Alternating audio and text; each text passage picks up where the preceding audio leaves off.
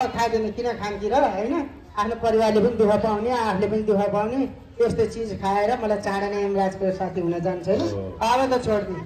एक दिन खाइदिनु ल कोला ये उल्का र अचम्म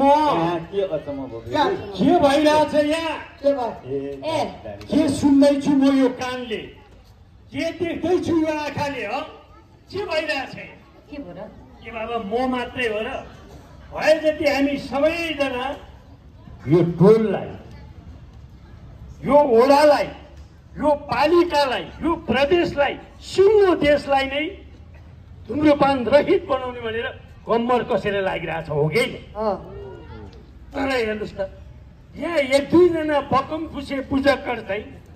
आफू पनि धुम्रपान गर्ने अल्पायुमै आफू मर्ने आफ्नो परिवारलाई पनि अल्पायुमै मार्ने हुँदा हुँदा हामी यो टोल छिमेकको मान्छेलाई समेत बाँकी राख्ने भएन त्यसले बुढा हो त अब ए भान्जा अघिदेखि यो पिँढी किन यसरी दुङदुङकी गराइरहेछ भने त यो मान्छे यहाँ आएर छ र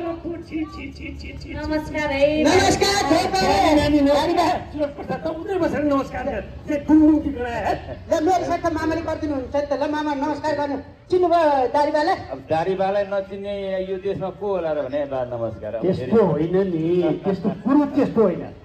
तपाईँ सुरेश प्रसादको मामा के उल्का र अचम्म कोला हजुर हेर्दाखेरि एकदमै भद्र एकदमै जेन्टलम्यान एकदमै आदर्श व्यक्तित्व सबैलाई चाहिँ ज्ञान गुणका कुरा सिकाएर आफू अघि अघि लाग्ने होइन अरूलाई बाटो देखाउने त्यस्तो व्यक्ति देखिनुहुन्छ तर अब सङ्गत गुनाको फल भन्छन् हो कि होइन कतै हजुर भान्जाको सङ्गतमा लागेर चुरोट बिरी चाहिँ तान्नुहुन्न तपाईँ बाले पनि के कुरा गर्नु भएको अघि नै हजुरले जुन किसिमलाई मलाई भन्नुभयो म त्यही किसिमले